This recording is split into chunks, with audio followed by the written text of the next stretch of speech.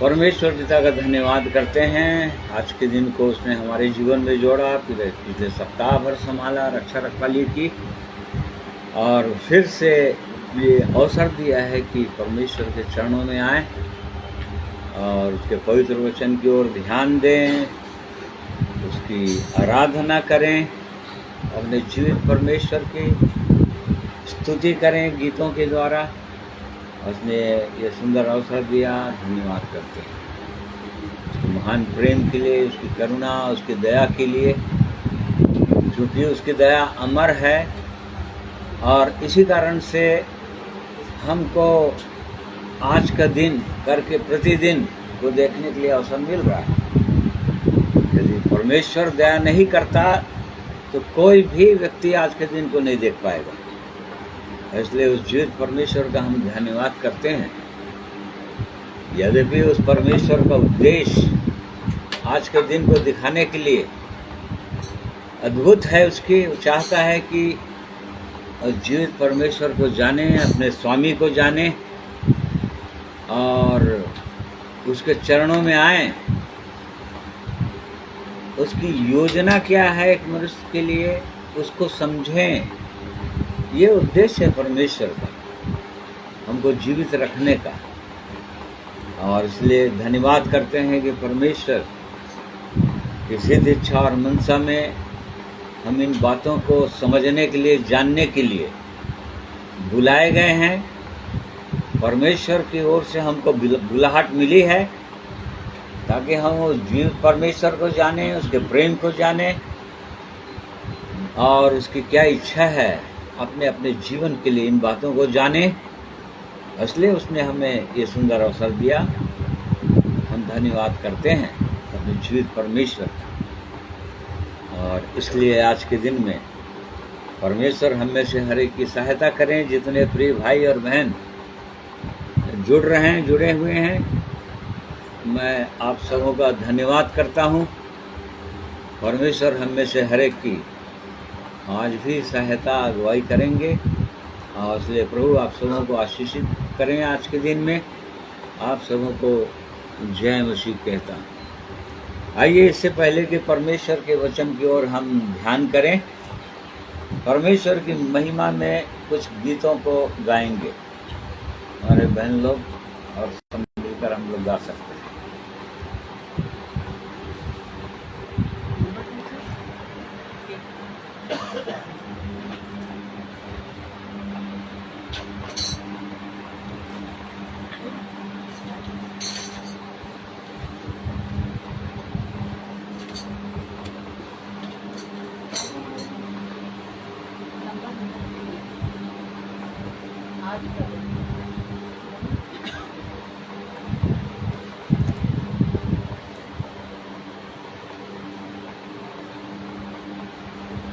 Hello, सबको जय मसीह की।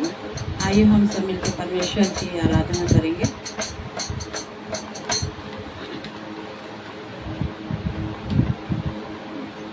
आज का दिन यहोवा ने बनाया है, हम इसमें आनंदित हो। आज का दिन यहोवा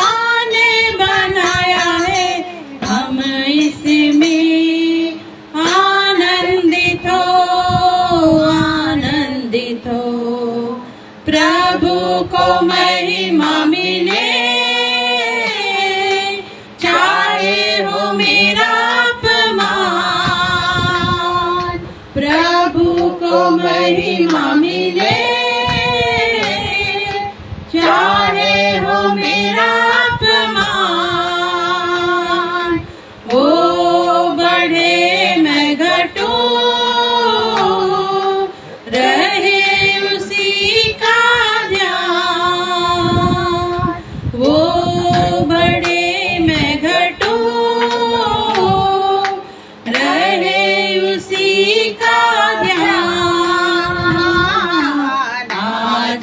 दिन यहोवा ने बनाया है, हम इसमें आनंदित हो।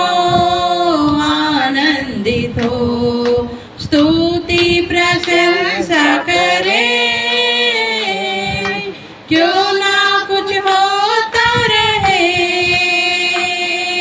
स्तुति प्रशंसा करे, क्यों ना कुछ होता रहे, उसको हम भाते रहे, चाहे जहाँ भी रहे,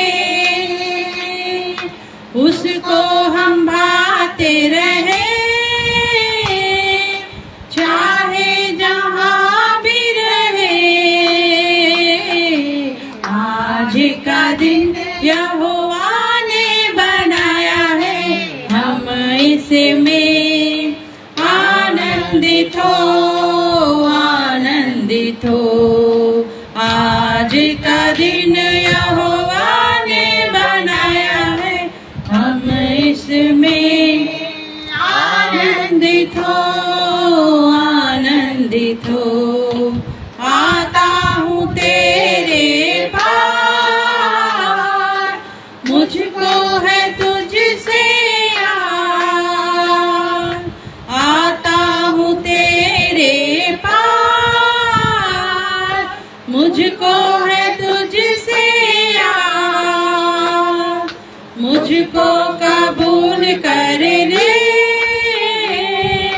पापों से शुद्ध कर दे। मुझको कबूल कर ले, पापों से शुद्ध कर दे। आज का दिन यहोवा ने बनाया है, हम इसमें आनंदित हो, आनंदित हो। जीवन से ज्योति जले, जीवन ये ऐसा बने, जीवन से ज्योति जले, जीवन ये ऐसा बने। ज्योति में चल हम सके, यही दुआ है तुझसे। ज्योति में चल हम सके, यही दुआ है तुझसे। आज का दिन यहोवा ने बनाया है, हम इसमें आनंदित हो, आनंदित हो। आज का दिन यहोवा ने बनाया है, हम इसमें आनंदित हो, आनंदित हो। परमेश्वर का धन्यवाद करते हैं। एक और गीत गाएंगे प्रभु की महिमा के लिए।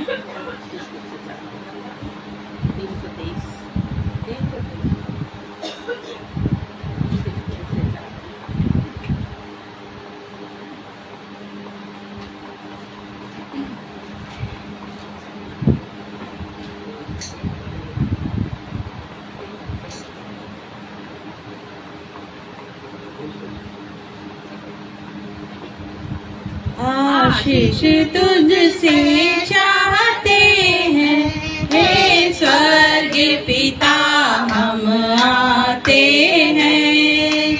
आशीष तुझसे चाहते हैं, हे स्वर्ग पिता हम आते हैं। ना कोई खूबी है, ना लियाकत, बख्शो हमको अपनी ताकत।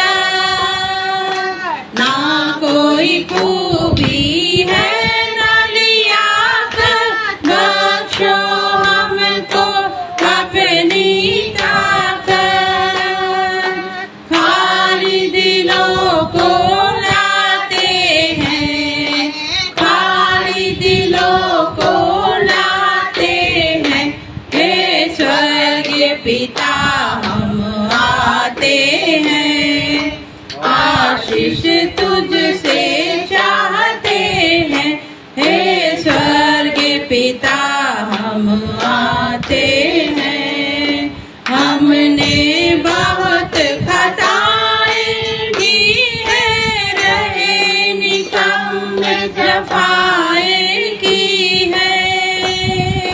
हमने बहुत खताएं की है, रहे निकम्मे सफाई की है। शर्म से सर झुक जाते हैं, शर्म से सर झुक जाते हैं। हे स्वर्ग पिता हम आते हैं, आशीष तुझसे चाहते हैं। हे स्वर्ग पिता हम आते हैं। तुम हो शक्तिमान प्रभु जी, दया भी है आपार यीशु जी। तुम हो शक्तिमान प्रभु जी, दया भी है आपार यीशु जी। स्तुति हम सब गाते हैं, स्तुति हम सब गाते हैं। हे स्वर्ग पिता हम आते हैं, आशीष तुझसे चाहते हैं। हे परम पिता हम आते हैं। बंदों को तू कभी न भूले, दुख सहे दुनिया में तूने। बंदों को तू कभी न भूले, दुख सहे दुनिया में तूने। उसे ही प्यार को चाहते हैं, उसे ही प्यार को चाहते हैं। हे स्वर्ग पिता हम आते हैं, आशीष तुझसे चाहते हैं। हे स्वर्ग पिता हम आते हैं। प्रभु की स्तुति हो। एक और गीत गाएंगे प्रभु की महिमा के लिए। परम पिता की हम स्तुति गाएं, वही है जो बचाता हमें। परम पिता की हम स्तुति गाए, वो ही है जो बचाता हमें। परम पिता की हम स्तुति गाए, वो ही है जो बचाता हमें। सारे पापों को करता क्षमा, सारे रोगों को करता चंगा। परम पिता की हम स्तुति गाए, वो ही है जो बचाता हमें। धन्यवाद दे उसके आसनों में, आनंद से आए उसके चरणों में।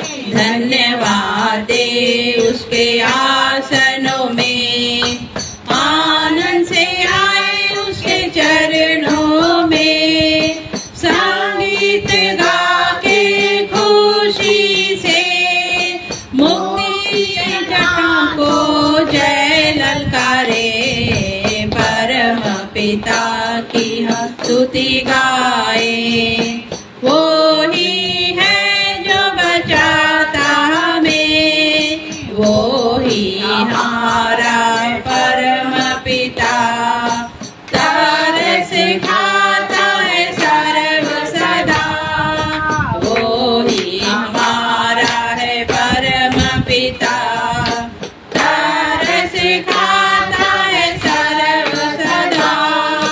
पूरब से पश्चिम जितनी दूर, उतने ही दूर किए हमारे गुनाह। परम पिता की हम स्तुति गाए, वो ही है जो बचाता हमें।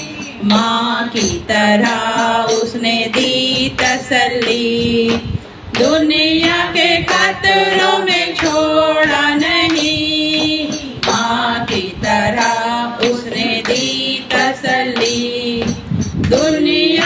खतरों में छोड़ा नहीं, खाली से दूध न कलाम का दिया, और दी हमेशा की जिंदगी। परम पिता की हम स्तुति गाए, वो ही है जो बचाता हमें।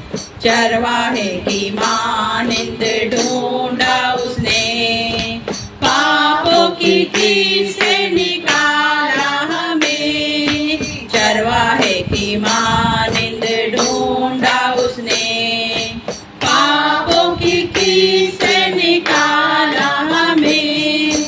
हमको बचाने को जान अपनी दी, ताकि हाथ हम उसके रहे।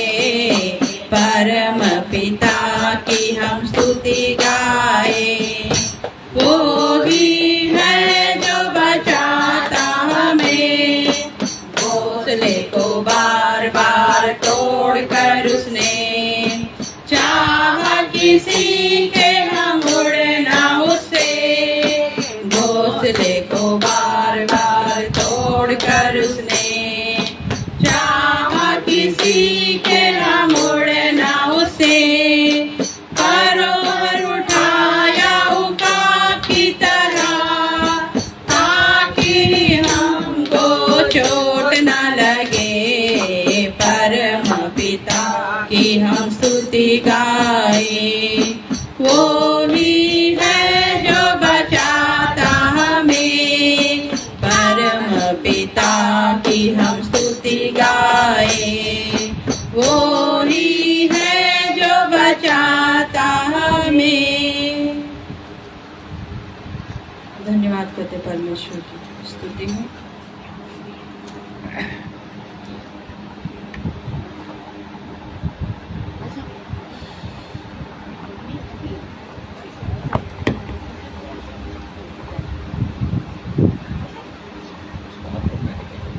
इसको आप करना है।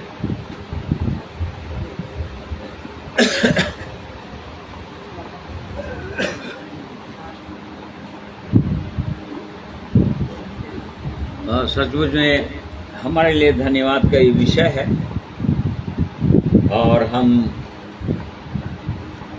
धन्यवाद देते हैं, धन्यवाद देते थकते नहीं, क्योंकि उसने हमको बचाया है,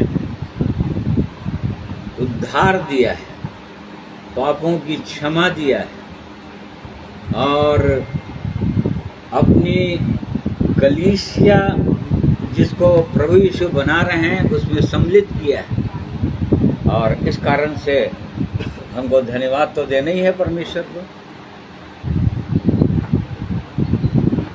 उस परमेश्वर का हम जितना धन्यवाद देंगे वो कम है। और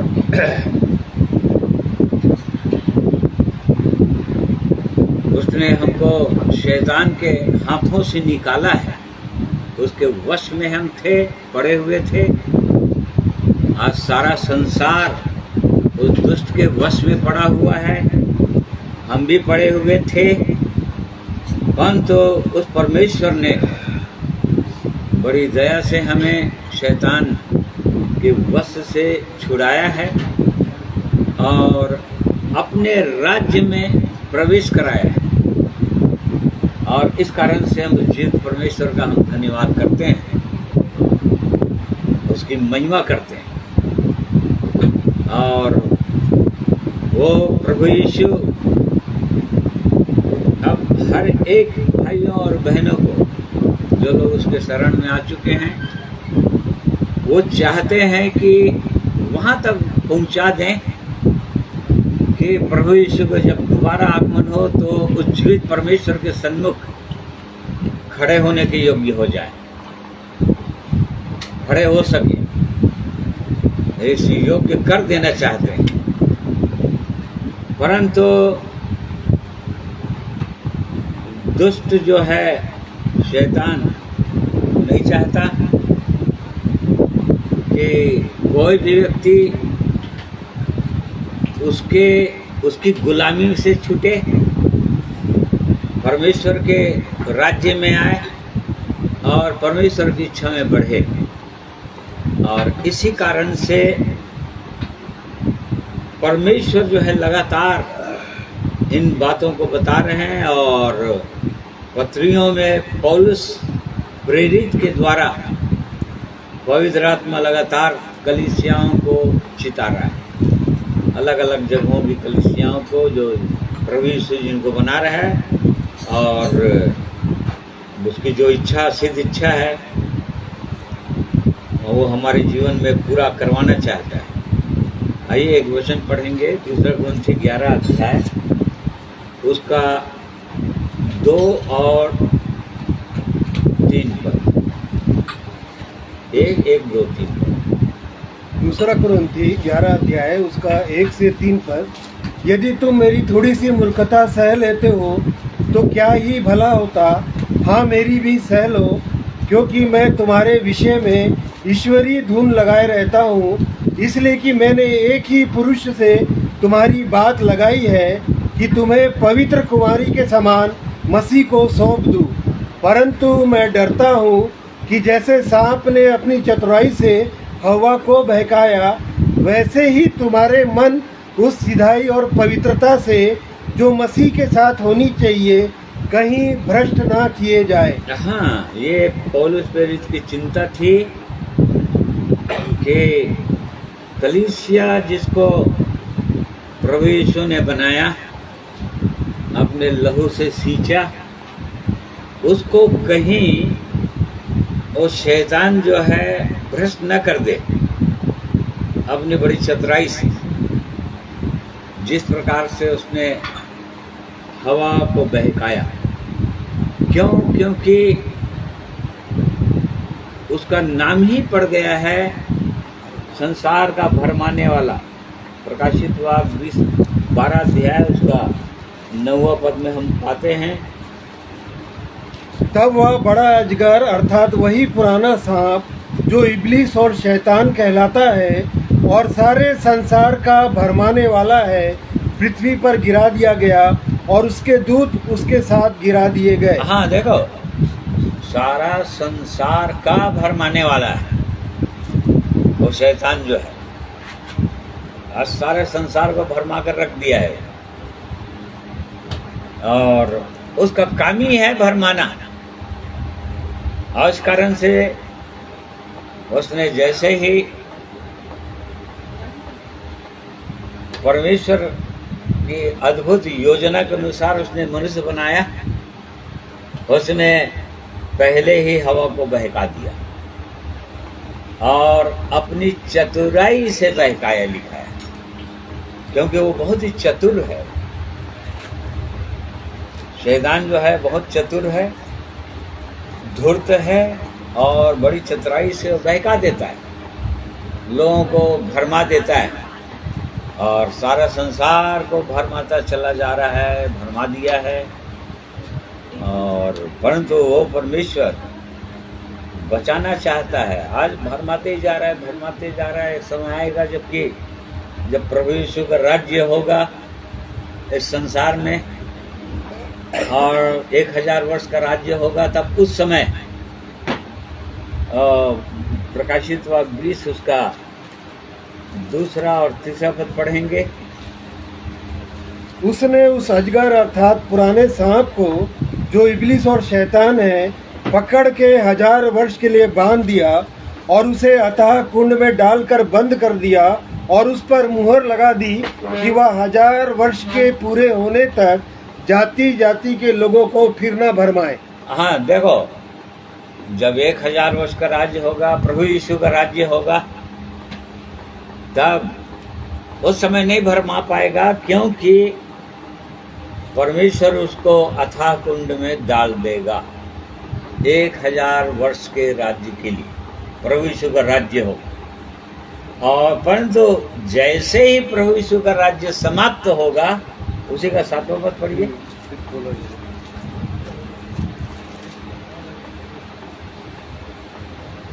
जब 1000 वर्ष पूरे हो चुकेंगे तो शैतान कैद से छोड़ दिया जाएगा। वह उन जातियों को जो पृथ्वी के चारों ओर होगी अर्थात गोग, मगोग और जिनकी गिनती समुद्र की बालू के बराबर होगी, हाँ भरमा कर लड़ाई के लिए इकट्ठा करने को निकलेगा। बस देखिए, परंतु 1000 वर्ष जैसे ही वो छोड़ा जाएगा शैतान, फिर यहाँ पर लिखा है फिर बहुतों को भरमा देगा वो। मतलब उन लोगों को जो लोग 1000 वर्ष तक प्रभु यीशु के संग संग रहे, उसके आनंद और शांति में रहे और निष्पाप रहे, परंतु जैसे ही उसको अवसर मिलेगा फिर भरमा देगा, लिखा है बहुतों को। इसका मतलब कभी भी किसी को भी वो भरमा सकता है वो। और इसी कारण से आज बहुत सारे लोगों को भरमाने में सफल हो जाता है, जो लोग प्रभु की संगति में भी रहते हैं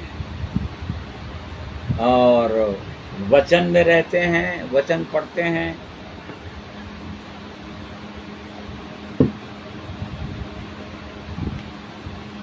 ऐसे लोगों को वो भरमाने में सफल हो जाता है। और ये पौलुस प्रेरित की चिंता थी, क्योंकि कलीसियाओं को रोकने में, बनाने में उसने बड़ा परिश्रम किया था, बहुत दुख उठाया था कलीसियाओं को बनाने में, विजिट करने में, उनको दिन और रात उनके साथ संगति करने में। और इसी कारण से उनको बड़ी चिंता थी कि कहीं भरमा ना दिया जाए। तो हम यहाँ पर देख रहे हैं कि पहला तीमुथियुस 4 अध्याय उसका पहला पद भी पढ़ो। और अंतिम समय में ये सब होगा, लिखा है, पहले से भविष्यवाणी है और हो रहा है। परंतु आत्मा स्पष्टता से कहता है कि आने वाले समयों में कितने लोग भरमाने वाली आत्माओं और दुष्ट आत्माओं की शिक्षाओं पर मन लगाकर विश्वास से बहक जाएंगे। हाँ, बहुत सारे लोग बहक जाएंगे। भरमाने वाली आत्माओं, शैतान जो है मेन भरमाने वाला है, और उसके दूतों को, अपनी दूतों को वो नियुक्त कर दिया है ताकि पूरे संसार के लोगों को भरमा कर रख दो। जैसा जैसा वो लोग विश्वास करते हैं या जिन पर विश्वास करते हैं, बस उसी में स्थिर वो लोग रहने पाएँ, ताकि वो जीवित परमेश्वर की योजना को न समझें, प्रभु यीशु के पास न आए और उस पर ना विश्वास करने पाए। यहाँ तो कलीसिया को बोल रहा है आने वाले समयों में, मतलब अंतिम समयों की बात बोल रहा है, जो अभी चल रहा है। हम लोग अंतिम युग में हैं, एकदम अंतिम समय में हैं। और उसके विषय में प्रभु यीशु ने भी चिताया है, अंत के दिनों में बहुत भरमाने वाले आएंगे जो बहुतों को भरमा देंगे, यहाँ तक कि चुने हुओं को भी भरमा देंगे। ये प्रभु यीशु ने भी चिता दिया है कलीसिया को, और लगातार वो चिताता चला ही जा रहा है। तो कलीसिया को बहुत ही सतर्क रहना चाहिए, हर एक विश्वासी और भाइयों और बहनों को, जिनके पास सुंदर जीवन है, जो लोग उद्धार का अनुभव करते हैं, उनको बहुत ही सतर्क रहने की आवश्यकता है कि क्योंकि बहुत सारे क्षेत्रों में, बहुत सारी बातों के द्वारा वो प्रभु के लोगों को भरमा सकता है, क्योंकि वो भरमाते आया है अब तक। पुराने नियम के अंदर हम देखेंगे तो बहुतों को उसने भरमाया, और नए नियम के अंदर भी हम देखते हैं कि बहुतों को उसने भरमा दिया। परंतु जो लोग जागृत रहते हैं, प्रभु के वचन पर के अनुसार अपने आप को जांचते रहते हैं और प्रभु की शिक्षाओं में बने रहते हैं, पवित्र आत्मा की अगुवाई उसमें बने रहते हैं, वो लोग अपने आप को बचा सकते हैं। और इस कारण से हमको भी जांचना चाहिए कि कहीं किसी क्षेत्र में हमको भी भरमाने में सफल तो नहीं हो रहा है वो दुष्ट, शैतान सांप की नाई, जो सिधाई का जीवन है, पवित्रता का जीवन है, और जो जो प्रभु यीशु के सन्मुख खड़े होने के लिए बहुत ज़रूरी है, क्योंकि उसके बिना वहाँ पर उसके पास जा नहीं पाएंगे, खड़े नहीं हो पाएंगे, कहीं भरमान ना दे। इस बात को हमको जांचने की आवश्यकता है, प्रभु के लोगों को जांचने की आवश्यकता है। तो कई क्षेत्रों में वो भरमाता है। आइए देखते हैं कैसे कैसे प्रभु के लोग भरमाए जाते हैं। पहला कुरिन्थी 3 अध्याय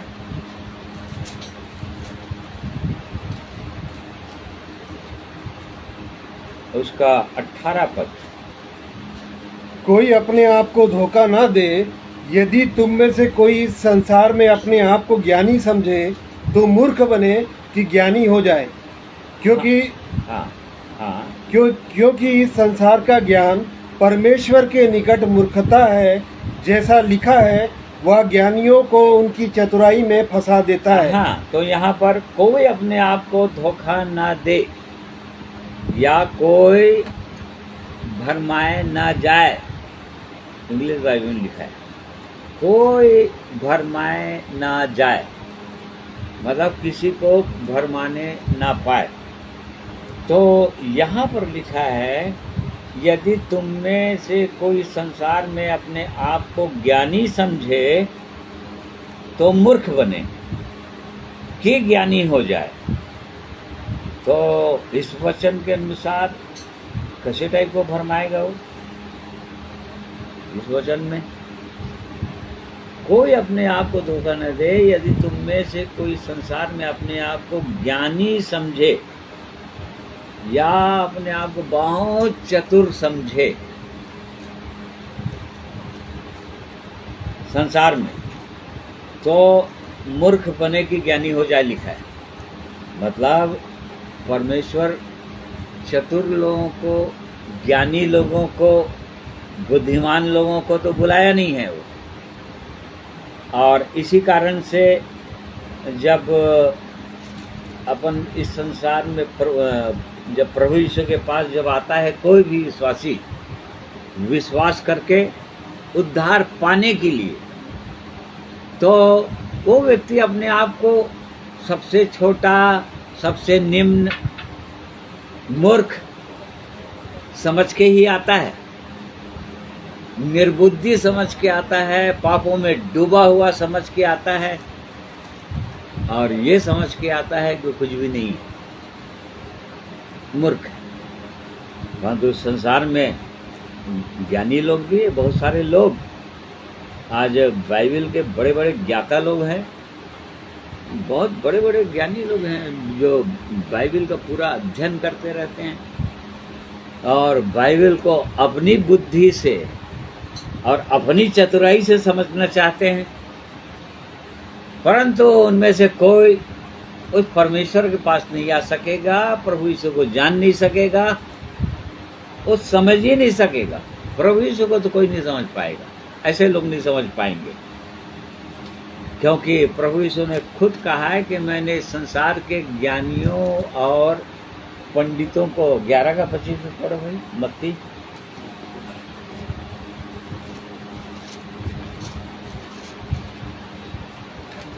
उसी समय यीशु ने कहा, हे पिता, स्वर्ग और पृथ्वी के प्रभु, मैं तेरा धन्यवाद करता हूँ कि तूने इन बातों को ज्ञानियों और समझदारों से छिपा रखा और बालकों पर प्रकट किया है। हाँ देखो, इसी कारण से वो प्रभु यीशु ने कहा, तूने ज्ञानियों और समझदारों को से इन अद्भुत बातों को, जीवन की बातों को या उद्धार की बातों को छिपा कर रखा है। वो चतुर लोग, इस संसार के ज्ञानी और समझदार लोग नहीं समझ पा रहे हैं,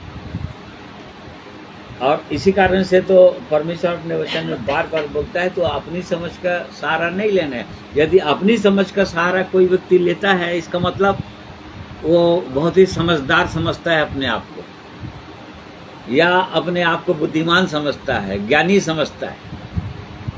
और इसी कारण से परमेश्वर जो है इन अद्भुत बातों को उनसे भी छिपा कर रखता है, वो लोग कभी भी आगे नहीं बढ़ पाते हैं। क्यों? क्योंकि अपने आप को ज्ञानी समझने लग जाते हैं या बुद्धिमान समझने लग जाते हैं। जब प्रभु के पास कोई भी व्यक्ति आता है तो कैसे आता है? अपने आप को दीन और नम्र करके आता है, टूट कर आता है, ये समझ कर आता है कि प्रभु मैं तो कुछ भी नहीं हूँ। परंतु जैसे जैसे जैसे आगे बढ़ते जाते हैं तब फिर वचन जानने लगते हैं और कुछ समझने लगते हैं, कलीसिया समझदार होने लगते हैं या परमेश्वर के वचन को बहुत जानने लगते हैं। भाई समझते हैं कि हम अब दूसरों को बता सकते हैं और मतलब अपनी दृष्टि में ज्ञानी बन जाते हैं, ठीक है। और लेकिन परमेश्वर की दृष्टि में वो लोग मूर्ख बन जाते हैं। और इसी कारण से यहाँ पर लिखा हुआ है, कोई संसार में अपने आप को ज्ञानी समझे तो मूर्ख बने कि ज्ञानी हो जाए।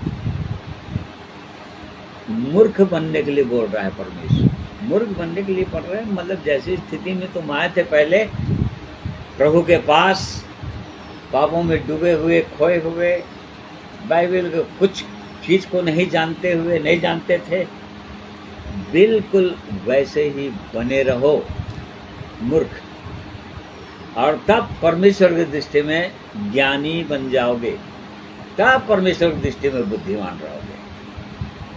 नहीं तो अपनी बार बार वचन में हम पढ़ते हैं अपनी दृष्टि में बुद्धिमान नहीं होना।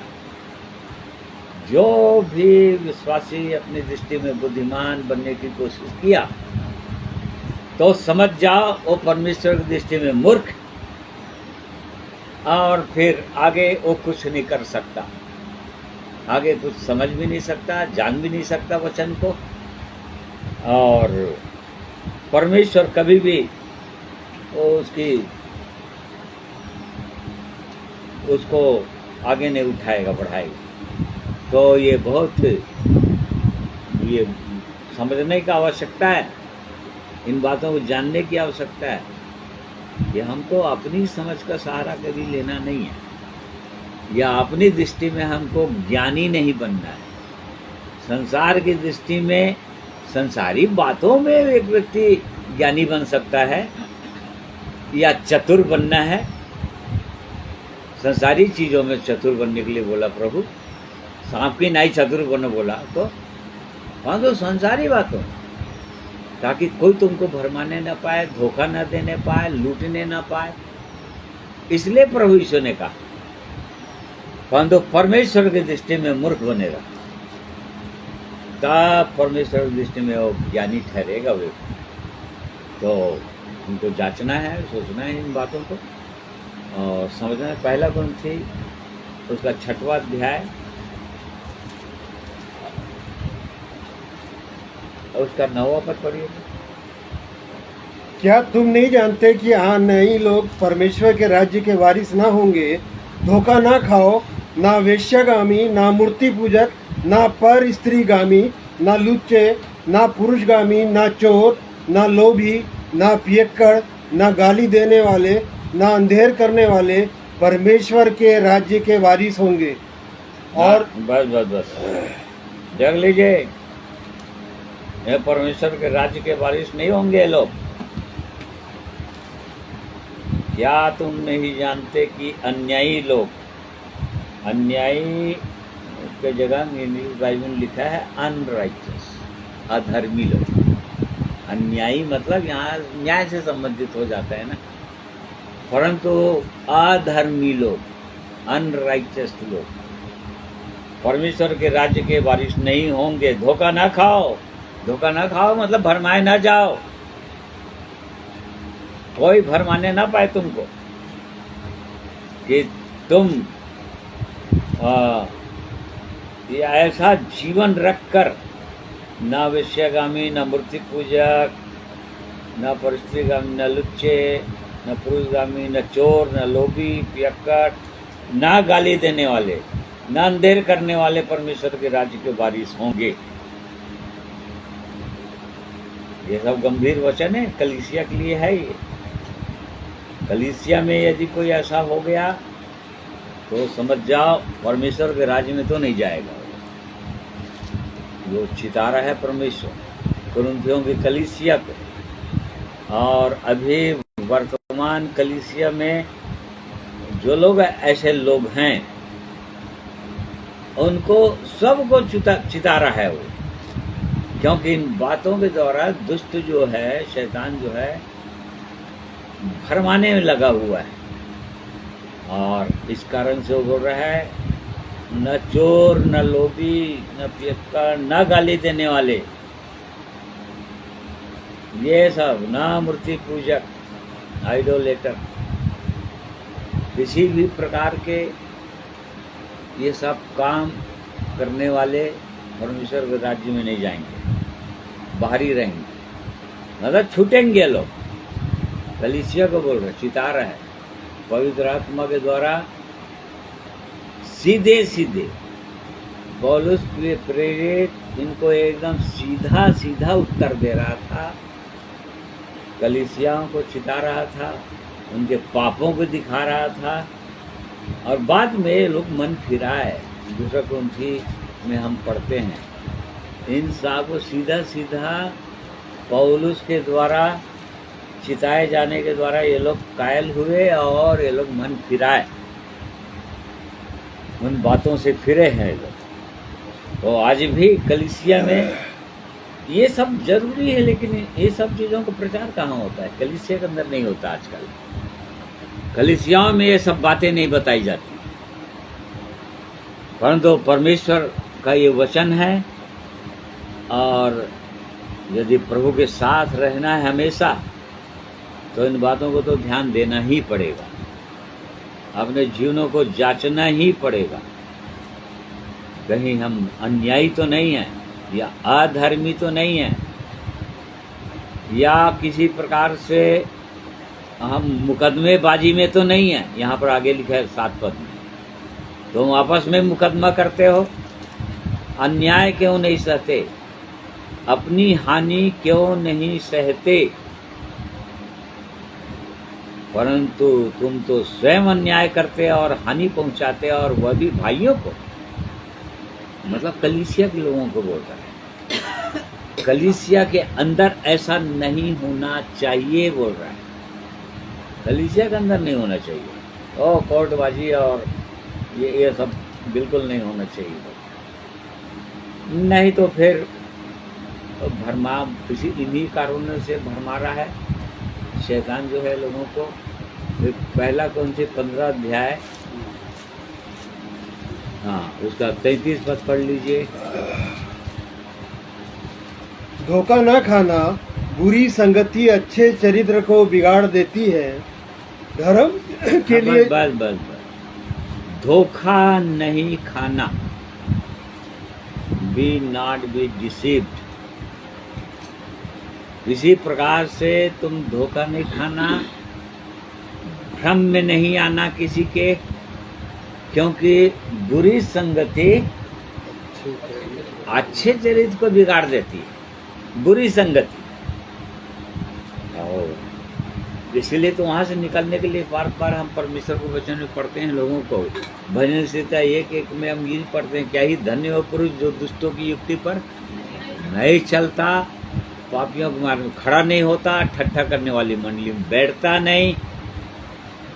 वहाँ से निकल जाता है, वहाँ से हटना ही चाहता है, क्योंकि बुरी संगति है। संसार में बुरा ही बुरा है, सब कुछ बुरी संगति, वहाँ से निकलने के लिए बोलता है, क्योंकि अच्छे चरित्र को बिगाड़ देती है ऐसी संगति। ठट्ठा करने वाले लोग, मजाक में, तो फिर कैसी संगति में रहें फिर, और बुरी संगति और क्या हो सकता है? और भी बुरी संगति हो सकता है जो परमेश्वर की इच्छा के अनुसार, उसके वचन के अनुसार, यदि जिनका जीवन नहीं है, या जो लोग अंधकार में हैं, प्रकाश जिनके जीवन के अंदर आया नहीं, ऐसे लोगों की संगति, ये भी बुरी संगति है परमेश्वर की दृष्टि में। ये भी बुरी संगति है परमेश्वर की दृष्टि में। और ऐसी संगति से भी बाहर निकलो बोलता है, निकलना पड़ेगा बाहर, बुरी संगति नहीं तो अच्छे चरित्र को बिगाड़ देगी। बहुत से लोग इस बात को समझते नहीं हैं और कुछ कुछ बातों को जान गए थे, वो पौलुस की बातों को। पौलुस मैं तो सबके लिए सब कुछ बना, जैसे लिखा है ना, वो यहूदियों के लिए मैं यहूदी बना, यूनानियों के लिए मैं यूनानी बना, मैं बाकी सब के लिए सब कुछ बन गया। उस वचन को कई लोग कोट करे, ये पौलुस था वो, और बहुत ही स्ट्रांग मैन था वो, विश्वास में इतना मजबूत था, इतना पवित्र आत्मा से भरा हुआ था, उसको समझ में आता था कि कहाँ पर क्या गलत है, कहाँ पर क्या सही है, कहाँ पर किसको क्या बोलना चाहिए, और कहाँ एक एक चीज़ को समझता था वो। उसका नकल हम नहीं कर सकते। ऐसा बोल के कि वो पौलुस ने कहा हमको, ऐसे करके बहुत से लोग ऐसे लोगों के पास जाकर मिक्सअप हो जाते हैं और उसी वचन को कोट कर देते हैं। लाए हमको, आज तक जितने लोग ऐसे संगति में जाकर मिले हैं तो ऐसे ही सोच के कि उनके बीच में से उनको निकालना है, आज तक कभी न तो खुद निकल पाए हैं और नहीं दूसरों को निकाल पाए हैं। कलीसियाओं में भी नहीं, कभी भी निकल नहीं पाएंगे। क्यों नहीं निकाल पाएंगे? क्योंकि परमेश्वर के वचन के खिलाफ कर रहे हो। वचन बोलता है कि उनके बीच में से निकलो, और उन्हीं के बीच में से निकल कर यदि सोच रहे हैं कि हम उनको खींच लाएंगे, नहीं ला सकते। परमेश्वर के वचन के खिलाफ चलकर वो ऐसा काम नहीं कर सकते, बिल्कुल नहीं कर सकते, परंतु कई लोग ऐसा समझते हैं। तो यहाँ पर बुरी संगति अच्छे चरित्र को बिगाड़ देती है। धोखा ना खाओ, या दुष्ट जो तुमको ऐसे ही बोल बोल कर, यदि हम उनके बीच में नहीं जाएंगे, उनके साथ नहीं रहेंगे, उनकी संगति नहीं करेंगे, तो फिर हम उनको कैसे करके बाहर निकालेंगे? ऐसा सोचने वाले हमेशा गिरे हैं, उन्हीं के साथ मिल गए हैं और कभी आगे नहीं आए, फिर कभी निकले ही नहीं वहाँ से। और मैं खुद जानता हूँ, पर्सनली मैं बहुतों को जानता हूँ ऐसे, जो लोग वहाँ सुंदर जीवन जीते ऐसे लोगों से मिक्सअप हो गए, और उसके बाद उन्हीं की बोली भाषा आ गया और उन्हीं के से बहुत सारे विचार आ जाते हैं। नहीं, परमेश्वर व्यर्थ थोड़ी बोलता है अपने वचनों में, नहीं बोलता है। उनके बीच से निकलो तो निकलना ही पड़ेगा। बुरी संगति, संसार की संगति तो बुरी है ही, संसारी लोग तो बुरे हैं ही, जैसे पहला क्रंथियों 6 अध्याय में हम पढ़ रहे हैं। परंतु फिर भी ऐसे लोगों के बीच में यदि हैं हम, तो उनसे हम अलग हो नहीं सकते। कार्यस्थल में जहाँ पर भी देखो संसार में चारों ओर अड़ोस पड़ोस सब तो ऐसे ही लोग हैं, तो फिर कहाँ जाए? जंगल में जाए? नहीं, जंगल में जाने के लिए नहीं बोलता है परमेश्वर। उनकी सी बातों में मत रहो। वहाँ पर जितना काम है अपने ड्यूटी का समय में या कहीं पर भी कुछ काम है, बस उतने ही से संबंधित रखो, और हमारे आनंद का विषय उनके आनंद के विषय के समान नहीं होना चाहिए, दुखी होना चाहिए। जैसे लूत के विषय में लिखा हुआ है, लूत जो है सदोम में रहता था, लेकिन अपने भले मन को क्या करता था?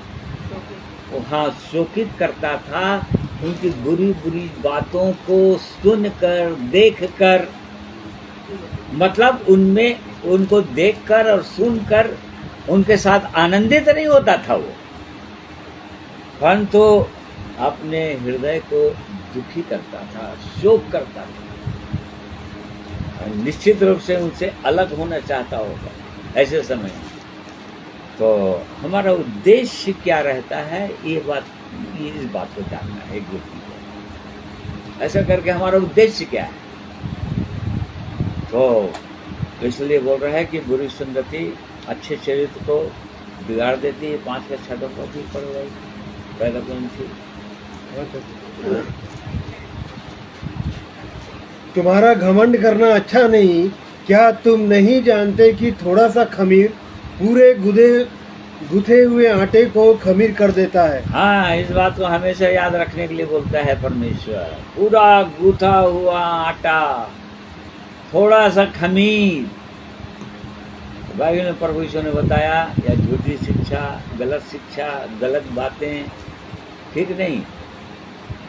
प्रभावशाली व्यक्ति के संग रहो, उसका प्रभाव में आकर थोड़ा सा खमीर, पूरा गूथा हुआ आटा है, या सुंदर चरित्र है एक विश्वासी का, बहुत सुंदर जीवन है। परंतु यदि थोड़ा सा गलत शिक्षा आ गया उसके अंदर, गलत बातें आ गए, या किसी प्रकार से कोई कड़वी बीज आ गया उसके अंदर, तो पूरा गूथे हुए आटे को वो खमीर कर देगा, बोल रहा है। मतलब खट्टापन ला देगा जीवन में, वो आनंद शांति को खत्म कर देगा। इसीलिए परमेश्वर बोलता है, बुरी संगति अच्छे चरित्र को बिगाड़ देती है, उसे अलग ही रहने के लिए बोलता है। फिर गलतियों 6 अध्याय, गलतियों के पत्र 6वां अध्याय,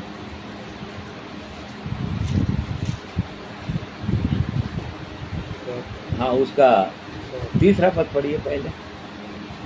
क्योंकि यदि कोई कुछ ना होने पर भी अपने आप को कुछ समझता है तो अपने आप को धोखा देता है। हाँ देखो, यदि कोई व्यक्ति कुछ ना होने पर भी अपने आप को बहुत कुछ समझता है, वो अपने आप को धोखा देता है। हर समय जो व्यक्ति परमेश्वर की दृष्टि में अपने आप को सोचेगा, देखेगा, वो हर समय वो अपने आप को पाएगा, प्रभु मैं कुछ भी नहीं हूँ, मेरे पास कोई योग्यता नहीं है, मैं कुछ नहीं कर सकता, ऐसा सोचते रहेगा। यदि जब परमेश्वर की दृष्टि में अपने आप को सोचेगा तब, परंतु जब अपनी दृष्टि में अपने आप को सोचेगा तब सोचेगा तो मैं तो बहुत कुछ जान गया हूँ, मैं तो अब बहुत कुछ हो गया हूँ, मैं कलीसिया के अंदर तो मैं तो बहुत महत्वपूर्ण व्यक्ति हो गया हूँ। क्यों? अपनी दृष्टि में अब सोचने लग गए, और तब लगेगा कि मैं बहुत कुछ हूँ। उसी बात को लिखा है, धोखा ना खाना, धोखा खा जाएगा वो कोई भी व्यक्ति, ऐसा समझे। इसलिए परमेश्वर की कलीसिया में पौलुस ने कहा कोई बड़ा छोटा नहीं होता है। हाँ, आत्मिक जीवन में अवश्य पहले आए, पिछले आए, कई साल के बाद आए, वो अलग चीज़ है। और परंतु उसके बाद भी वहाँ पर ऐसा नहीं होगा। जब स्वर्ग में जाएंगे तो वो सीनियर है, क्योंकि पहले 20 साल पहले जीवन पाया था, इसलिए वो पहला स्थान वहाँ रखेगा। फिर 20 साल के बाद कोई आया जीवन में तो उसका नंबर जो है, ऐसा बिल्कुल नहीं होगा। स्वर्ग में ऐसा बिल्कुल नहीं होगा, सोच लीजिए, स्वर्ग में ऐसा नहीं होने वाला है। स्वर्ग में तो परमेश्वर के हृदय को जांचने वाला परमेश्वर देख रहा है मनुष्य के हृदय कैसा है, उसकी दृष्टि में हम बड़े हैं कि नहीं। वो तो बोलेगा जितना छोटा बन जाओ यहाँ पर, उतना तुम बड़े बनोगे वहाँ। तो ये नियम बता दिया है प्रभु यीशु ने, यदि बड़ा बनना चाहते हैं तो अपने आप को छोटा बना दो सबसे। तो यहाँ पर लिखा है, धोखा ना खाओ। यदि कोई अपने आप को कुछ ना होने पर भी बहुत कुछ समझता है, हाँ तो अपने आप को धोखा, हाँ तो अपने आप को धोखा दे रहा है। परमेश्वर की दृष्टि में हो तुम अभी भी कुछ नहीं हो भाई। हम परमेश्वर की दृष्टि में अभी भी कुछ नहीं, हम शून्य, हमको कुछ भी नहीं आता। तो थोड़ा बहुत ज्ञान हो गया, थोड़ा बहुत वचन जान गए, तो यहाँ पर हमारे लिए किसी प्रकार से कोई घमंड का कारण ही नहीं है। ये तो प्रभु की कृपा हुई, इसलिए हम जान गए हैं, और उसकी इच्छा हुई है तब हम जाने हैं कि इन बातों को वो जान चाहता है कि हम जाने, और तब हम जाने, और नहीं तो नहीं जान सकते। तो इसमें भी बहुत सारे लोग, परमेश्वर के लोग धोखा खाते हैं। आगे चलकर ऊंचाई, जैसे ऊंचाई ऊंचा होने देता है, बढ़ने देता है, और शैतान जो है फिर धड़ाम से गिरा देता है, अब नीचे गिर जाओ बोल देता है, और तभी गिर जाते हैं। बहुत सारे लोग ऐसे गिरे पड़े हैं, बहुत सारे लोग गिर जाते हैं। तो इसलिए ये भी है, चेतावनी है। शैतान ऐसा भी गिरा रहा है, ऐसा भी भरमा रहा है लोगों को, या धोखा दे रहा है। और इसलिए हर समय हमको शून्य बनना चाहिए। पौलुस सबसे बड़ा संत नए नियम का होने के बाद भी अधिक पवित्र आत्मा से भरा हुआ, उस समय के लोगों में एकदम समर्पित, पवित्र, भय, परमेश्वर का भय, सामर्थ्य से भरा हुआ व्यक्ति अपने आप को बोलता है कि मैं सबसे छोटा हूँ। हाँ, पढ़िए। क्योंकि मैं प्रेरितों में सबसे छोटा हूँ, वरन प्रेरित कहलाने की योग्य भी नहीं, हाँ। क्योंकि मैंने परमेश्वर की कलीसिया को सताया था। हाँ, देखो, जब ये प्रेरितों में सबसे बड़ा हो गया था वो, परंतु वो बोल रहा है कि मैं प्रेरितों में सबसे छोटा हूँ।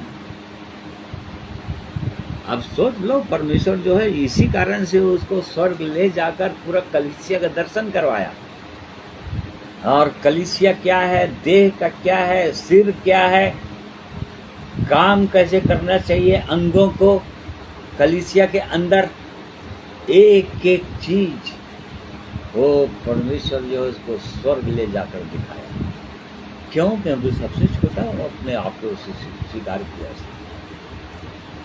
उतना ही नहीं, फिर वो उतना ही नहीं, 15 अध्याय के कौन सा होता है, और सबसे छोटा हूँ, संतों में सबसे छोटा हूँ बोलता है, विश्वासियों में भी सबसे छोटा हूँ बोलता है। फिर पहला तीमुथियुस 1:15 में सबसे बड़ा पापी मैं हूँ बोल दिया। अब पौलुस प्रेरित को देखेंगे तो क्या पाप किया भाई? यदि उसको देखोगे, इसकी गवाही सुनोगे, तो उसमें लिखा है कि मैं तो निर्दोष था। व्यवस्था के अनुसार यदि कहो तो फिलिपियों की कलीसिया को गवाही देते समय बोलता है कि मैं तो निर्दोष था। यदि व्यवस्था के अनुसार मुझको देखो तो मैं निर्दोष था। कट्टरता से व्यवस्था की बातों को मानता था, परंतु जब कलीसिया के अंदर आया, जब प्रभु का दर्शन पाया, और जब अपने हृदय की दशा को देखा, तब वो बोलता है कि सबसे बड़ा पापी तो मैं था। नहीं बोल रहा है वो सबसे बड़ा पापी मैं था, अब धर्मी बन गया हूं, ऐसा नहीं बोल रहा है वो तीमुथियुस को, कि मैं सबसे बड़ा पापी मैं हूं बोल रहा है। अभी भी मैं सबसे बड़ा पापी हूं, परंतु परमेश्वर की कृपा मुझ पर हुई है और उसने उस पर दया किया, उसके पापों को धोया, शुद्ध किया, व्यवस्था को, अनुग्रह को समझाया कि व्यवस्था किसको कहते हैं, अनुग्रह किसको कहते हैं, और तब फिर वो व्यवस्था और अनुग्रह की बातों को लिखा। और आज हम उसकी बातों को पढ़ते हैं, समझते हैं। तो प्रिय भाइयों बहनों, चाहे हम कितनों भी जान गए हों बाइबिल, या कितनों भी परमेश्वर हमको इस्तेमाल करता हो, लेकिन परमेश्वर की दृष्टि में हमको सुन ही रहना है, और लोगों की दृष्टि में भी सुन रहना है। हमको छोटे ही बने रहना है, और तब परमेश्वर की दृष्टि में हम हमेशा वो आगे उठाता जाएगा, बढ़ाता जाएगा। ये उसकी सिद्ध इच्छा हो। उसी का 6 पद पढ़ो, 7 पद। हाँ, गलतियों 6 अध्याय का। धोखा ना खाओ, परमेश्वर ठट्टों में नहीं उड़ाया जाता, क्योंकि मनुष्य जो कुछ बोता है वही काटेगा। क्योंकि जो अपने शरीर के लिए बोता है वह शरीर के द्वारा विनाश की कटनी काटेगा, और जो आत्मा के लिए बोता है वह आत्मा के द्वारा अनंत जीवन की कटनी काटेगा। हाँ, देखो, अनंत जीवन की कटनी काटेगा। प्रभु यीशु में हम अनंत जीवन, पाप की मजदूरी तो मृत्यु है, लेकिन परमेश्वर का वरदान हमारे उद्धारकर्ता प्रभु यीशु मसीह में, प्रभु यीशु को उद्धार प्राप्त कर लिए मतलब अनंत जीवन पा लिए। कई लोग सोचते हैं, बहुत सारे लोग सोचते हैं, बहुतों का ऐसा विश्वास है, एक बार उद्धार हो गया, पापों की क्षमा हो गया, धुल गया तो हमेशा के लिए परमानेंट स्वर्ग का टिकट कट गया। बाइबल ऐसा नहीं बोलती है प्रिय भाइयों और बहनों, बिल्कुल नहीं बोलती। यहाँ पर बोल रहा है अनंत जीवन की कटनी कैसे काटेंगे। फिर 7वां पद पढ़िए। धोखा ना खाओ, परमेश्वर ठट्टों में नहीं उड़ाया जाता, क्योंकि मनुष्य जो कुछ बोता है वही काटेगा। क्योंकि जो अपने शरीर के लिए बोता है वह शरीर के द्वारा विनाश की कटनी काटेगा, और जो आत्मा के लिए बोता है वह आत्मा के द्वारा अनंत जीवन की कटनी काटेगा। आज दिन में कितनी बार हम किसके लिए बोल रहे हैं, आत्मा के लिए बोल रहे हैं या शरीर के लिए बोल रहे हैं, या हम सोच रहे हैं, विचार कर रहे हैं या काम कर रहे हैं, वो आत्मा के लिए है या शरीर के लिए है। जैसे झूठ बोले, पेट के लिए झूठ बोले, या हमारा कोई काम नहीं बन रहा है, थोड़ा सा हमको गलत काम कर देना है, तो किसके लिए किए, शरीर के लिए किए या आत्मा के लिए किया। यदि शरीर के लिए कर रहे हैं तो अनंत विनाश की कटनी को काटेंगे। हाँ, प्रभु यीशु मसीह में अनंत जीवन है, पालेंगे, ये वरदान दे दिया है ताकि आत्मा के लिए आप कटनी काटो, इसलिए वरदान दिया है। पवित्र आत्मा रूपी वरदान इसलिए दिया है कि अपने जीवन में सुबह से लेकर शाम तक हम किसके लिए सोचते हैं, किसके लिए सोच रहे हैं। आत्मा की चिंता है या शरीर पर मन लगा हुआ है, शरीर के बातों पर मन लगा हुआ है, किसके लिए बो रहे हैं। कोई भी चीज हम देख रहे हैं, सोच रहे हैं, काम कर रहे हैं या बात कर रहे हैं, तो किसके लिए बात कर रहे हैं या किसके लिए हम सोच रहे हैं, शरीर के लिए या आत्मा के लिए। यदि आत्मा के लिए बोएंगे तो अनंत जीवन की कटनी काटेंगे, और नहीं तो शरीर के लिए बोलेंगे तो सब विनाश की कटनी काटेंगे। तो इसमें भी बहुत सारे लोग धोखा खा रहे हैं। एक बार जीवन पा गया और सोचते हैं कि अब यह हमेशा के लिए जीवन रहेगा, और जैसा चाहें वैसे जीवन जी रहे हैं, अपनी समझ के अनुसार जीते हैं लोग, अपनी योजना के अनुसार जीते रहते हैं। नहीं प्रिय भाइयों और बहनों, परमेश्वर का वचन चिताना चाह रहा है। शैतान इन्हीं कामों में लगा हुआ है कि किनको कहाँ पर गिराऊं, कहाँ पर मैं भ्रम में डाल दूं, ताकि वो मसीह के सामने खड़े होने के योग्य ही ना बन सके, वहां तक पहुंच ही न सके। ये तो शैतान के दुष्ट तक ये चालें हैं, और कर रहा है वो। याकूब 1 अध्याय उसका 22 पद देखिए।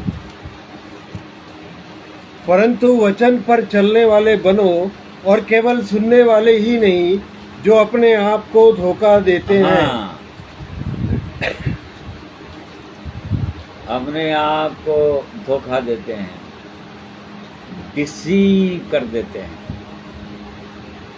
वचन को पर चलने वाले बनो बोल रहे हैं, सुनने वाले नहीं, सुनकर चलने वाले बनो, और नहीं तो अपने आप को धोखा दे रहे हैं।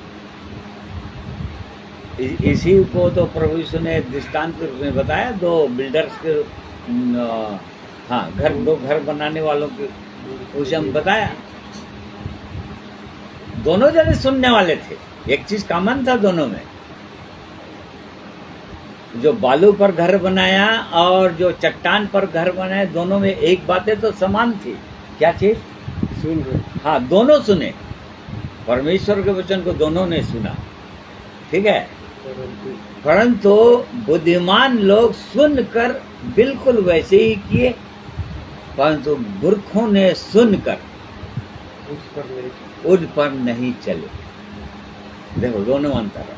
सुन रहे हैं परमेश्वर के वचन को, सब लोग सुन रहे हैं, यहाँ पर एकदम कॉमन है, परंतु जो लोग सुन रहे हैं उसके अनुसार करने वाले बनो, वो बोल रहा है। उसी के अनुसार चलने वाले बन जाओ, चलने लग जाओ ऐसे ही, और नहीं तो फिर धोखा खा रहे हैं, नहीं तो शैतान सफल हो जा रहा है धोखा देने में। बस पढ़ लिए वचन, सुन लिए, और उसके अनुसार करना नहीं, फिर अपनी समझ का सहारा लेने लग जाना है, लोगों के सहारा लेना है, लोगों के लोग क्या कहते हैं, क्या विचारधारा है उनका, उसको सुनने लग जाते हैं, और इस प्रकार से वो धोखा खाने लग जाते हैं। तो इस प्रकार से हम एक वचन और देख लीजिए, याकूब 1 अध्याय उसका 26 पद उसी का।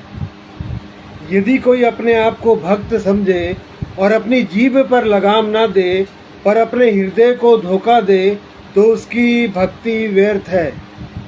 हाँ देख लो, भक्ति व्यर्थ है। यदि कोई अपने आप को भक्त समझे, मतलब परमेश्वर का जन समझे, भक्त मतलब पवित्र लोग समझे, भक्त समझे, परमेश्वर का जन समझे, और अपने जीभ पर लगाम न दे, तो उसकी भक्ति व्यर्थ हो गया उसकी भक्ति, मतलब वहीं पर कैंसिल हो गया उसका भक्ति, ये बोल रहा है।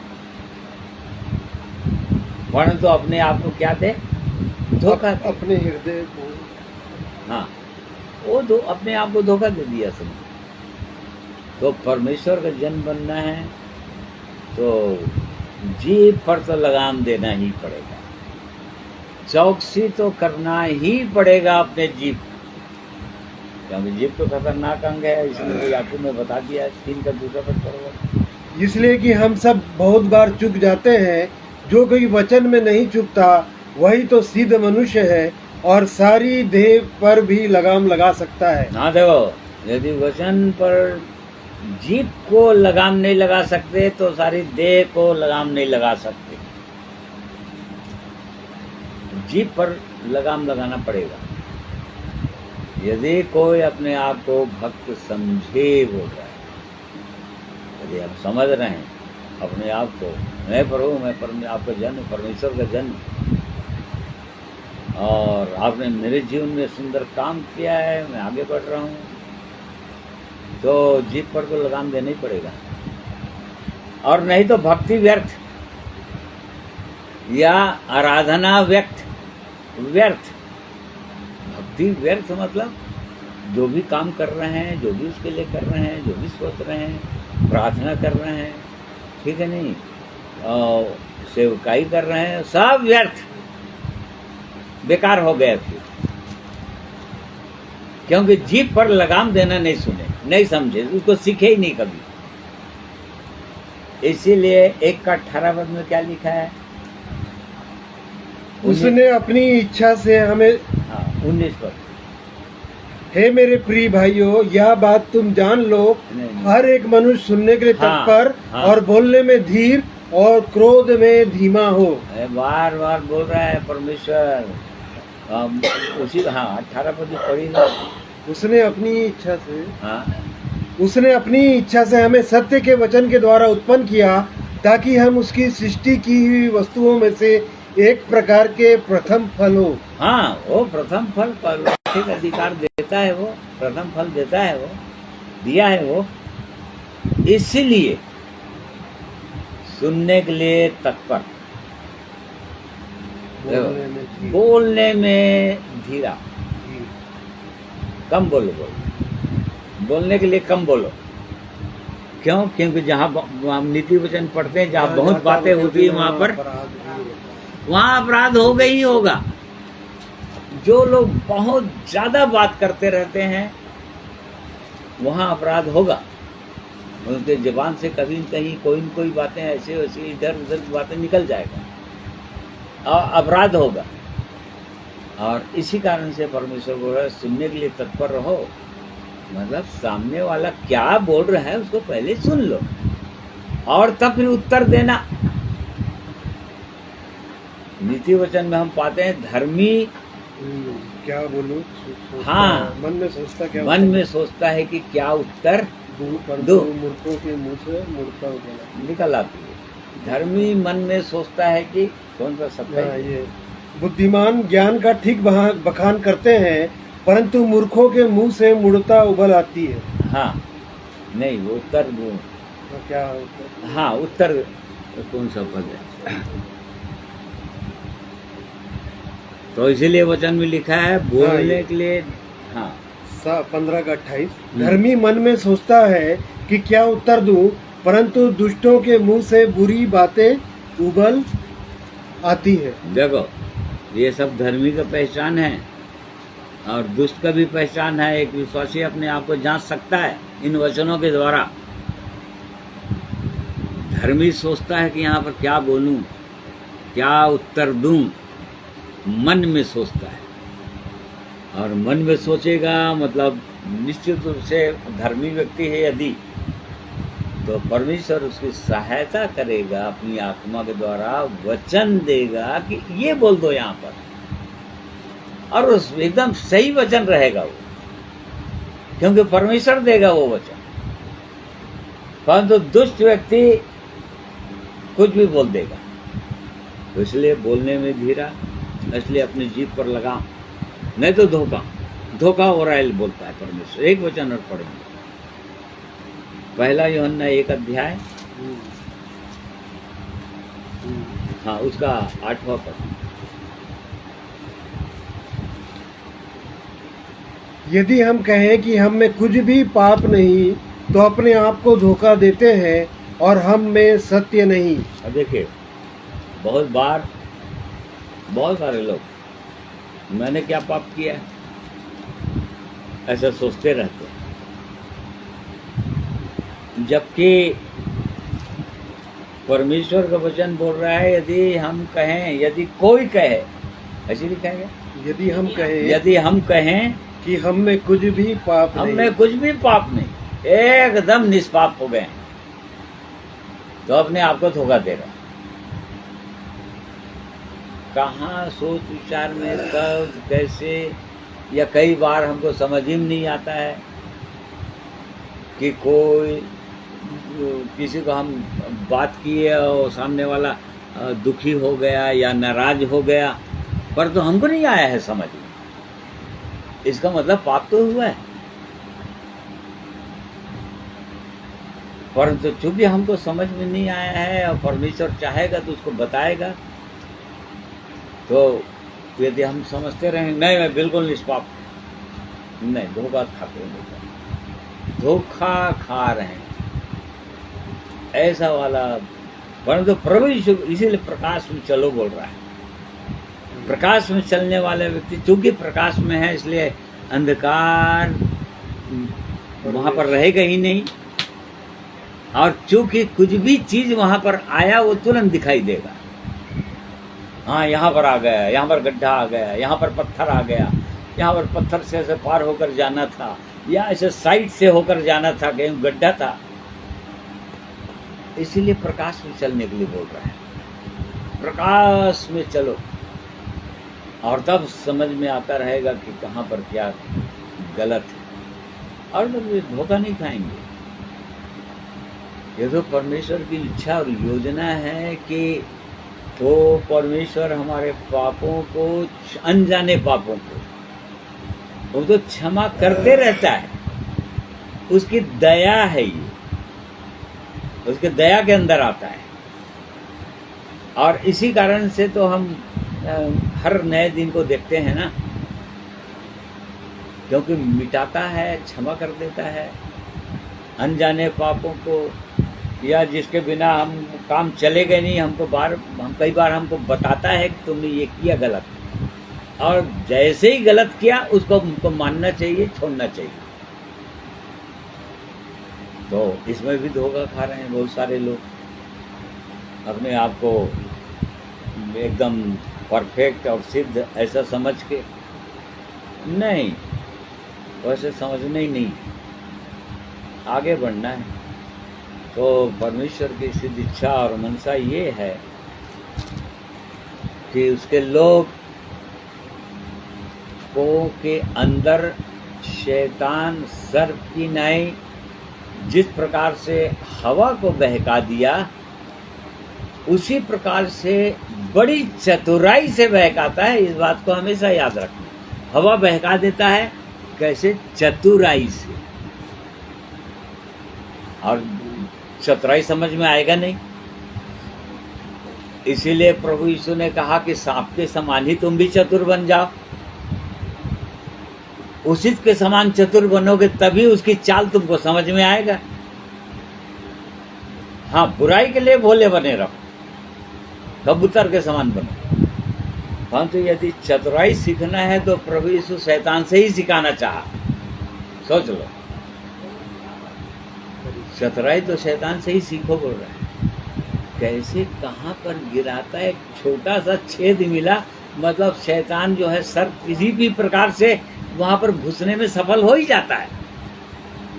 और उसके बाद में कहाँ से कोने कोने में कौन सामान के नीचे किधर ऐसे छिप के रहता है, लोगों को समझ ही में नहीं आता है।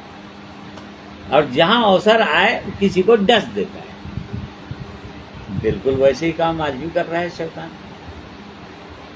बहुत सारे विश्वासियों के अंदर काम करता है, बड़े चतुराई से काम करता है।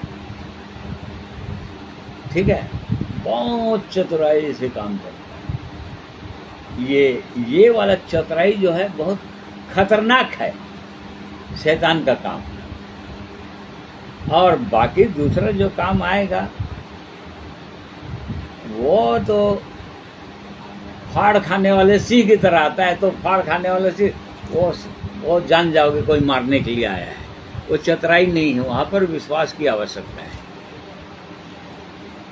वहां पर चतुराई की आवश्यकता नहीं है, वहां पर ढाल, विश्वास की ढाल की आवश्यकता है। और वहां पर क्रूस उठाने की आवश्यकता है। तो दो तरीके से शैतान काम करता है। एक तो शैतान सांप की तरह, और दूसरा फाड़ खाने वाले सिंह की तरह गरजते हुए आएगा। वो अचानक छुप कर मारेगा ऐसा नहीं, तो उसके लिए भी तैयार होने के लिए बोलता है। परंतु ये ज़्यादा खतरनाक है। जो कलीसिया को पौलुस प्रेरित लिखा कि मैं डरता हूँ बोल रहा है। इतना सुंदर जीवन पाए हो, बड़ा अनमोल जीवन है ये, और उस कारण से चतुर बन जाओ। ठीक है, तुम्हारी पवित्रता, तुम्हारी चतुराई, तुम्हारी सिधाई, एक विश्वासी की सिधाई, सीधा जीवन, मतलब निष्कपट जीवन।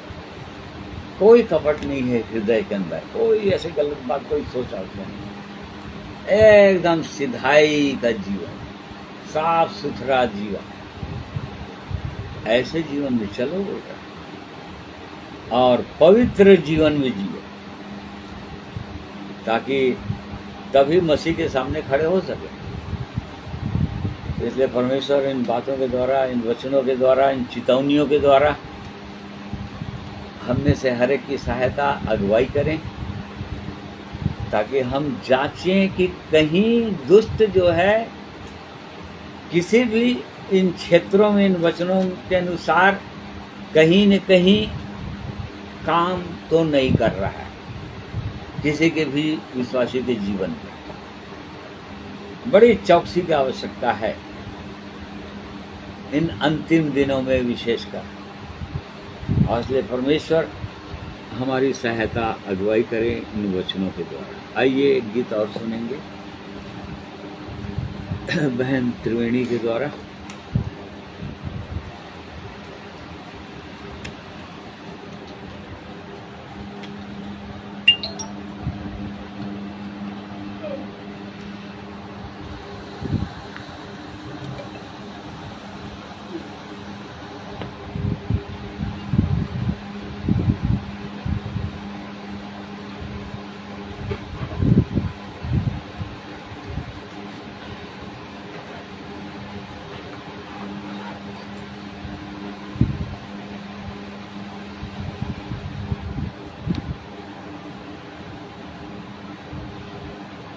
हेलो हेलो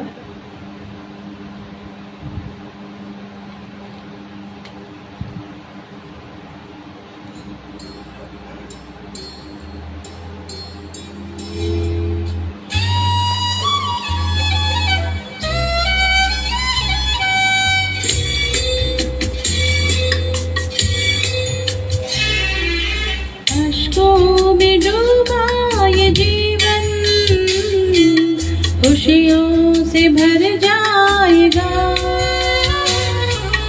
अश्कों में डूबा ये जीवन खुशियों से भर जाएगा। जाते हैं हम दे दिए सब कुछ बदल जाएगा। जाते हैं हम ऐसा दे सब कुछ बदल जाएगा। अश्कों में डूबा ये जीवन खुशियों से भर जाएगा।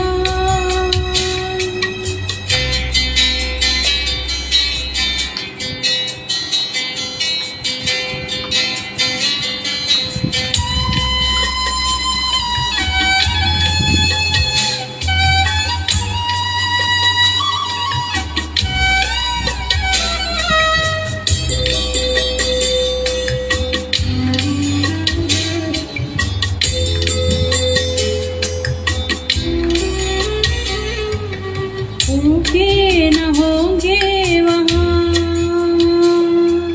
प्यासे न भूखे न होंगे।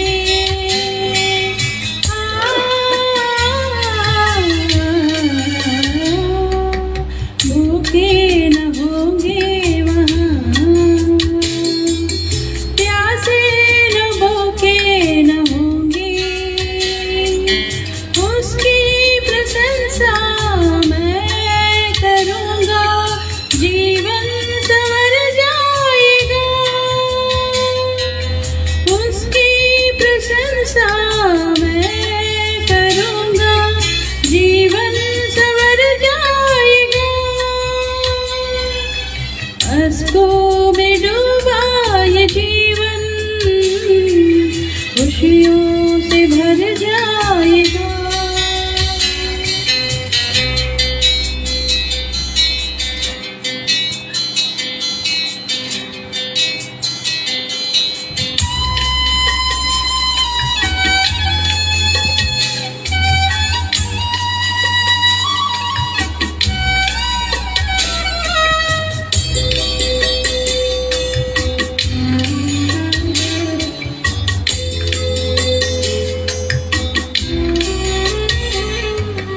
खुशियाँ हैं बाकी जहाँ की, एक दिन तमाम होंगी।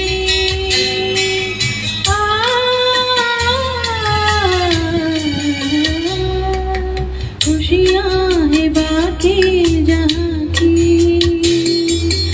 एक दिन तमाम होंगी। जिनकी नजर है यीशु मसीह पर, वो उसके संग जाएगा। जिसकी नजर है यीशु मसीह पर, वो उसके संग जाएगा। अश्कों में डूबा ये जीवन खुशियों से भर जाएगा। अश्कों में डूबा ये जीवन खुशियों से भर जाएगा। जाते हैं हम ऐसा दे सब कुछ बदल जाएगा। जाते हैं हम ऐसा दे सब कुछ बदल जाएगा। अश्कों में डूबा ये जीवन खुशियों से भर जाएगा।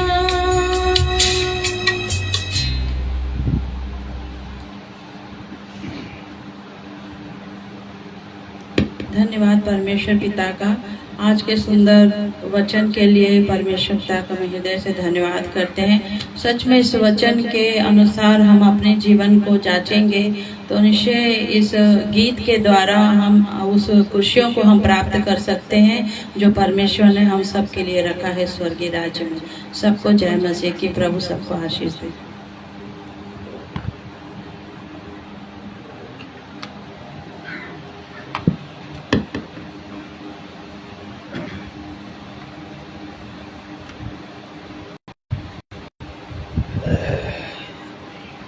आइए प्रार्थना करें।